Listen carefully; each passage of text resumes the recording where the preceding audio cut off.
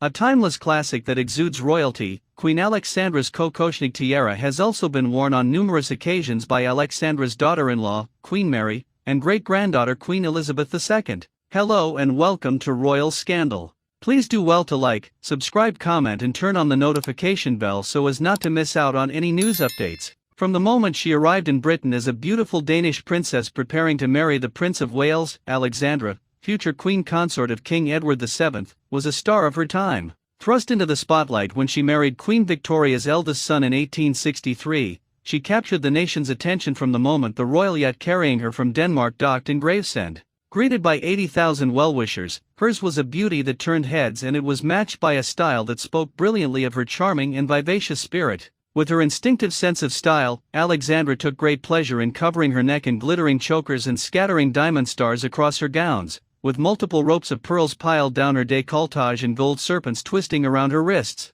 Her love of adornment generated a steady stream of commissions for Gerard, her principal jeweler, with Alexandra's fondness for dazzling tiaras that reflected her royal status leading to the creation of the famous Kokoshnik tiara. A gift to the then Princess of Wales from the Ladies of Society, a committee of prominent aristocratic women, to celebrate her 25th wedding anniversary in 1888, the idea for the design came from Alexandra herself. Inspired by a diamond Kokoshnik tiara belonging to her sister, Empress Maria Fyodorovna, that she had long admired, the classic halo shape borrowed from the style of a traditional Russian peasant headdress. Sometimes mistaken for Queen Mary's fringed tiara, also created in our workshop, the commission for Queen Alexandra's Kokoshnik tiara was recorded in the Gerard Royal Ledger on January 10, 1888, stating, simply, a brilliant graduating diamond tiara in the Russian style, also to form a necklace. Comprising a series of 61 vertical bars, set with more than 400 perfectly matched diamonds, the completed Kokoshnik tiara was indeed convertible into a necklace, showcasing Gerard's expertise in crafting versatile diamond jewels that could be worn in multiple ways.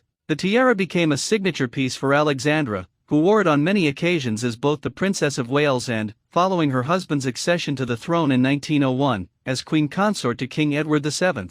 In 1893, she was photographed wearing the Kokoshnik tiara for the wedding of her son, the Duke of York, to Princess Victoria Mary of Teck, the future King George V and Queen Mary.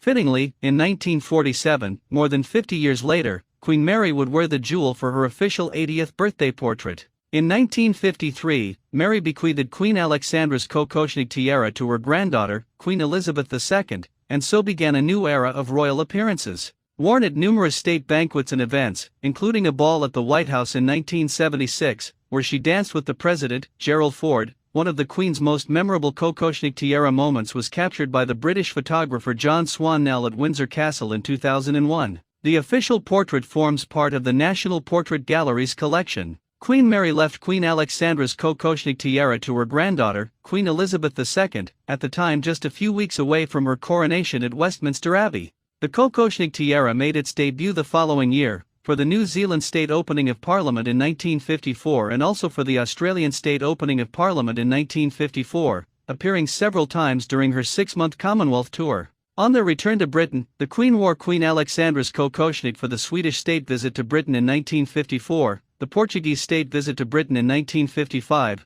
the British state visit to Sweden, the Iraqi state visit to Britain, and the banquet at the Royal Hospital in Chelsea in 1956, as well as the state visit to France, the British state visit to Denmark, the British state visit to Portugal, the British state visit to the United States in 1957, the German state visit to Britain in 1958, and the British state visit to the Netherlands in 1958.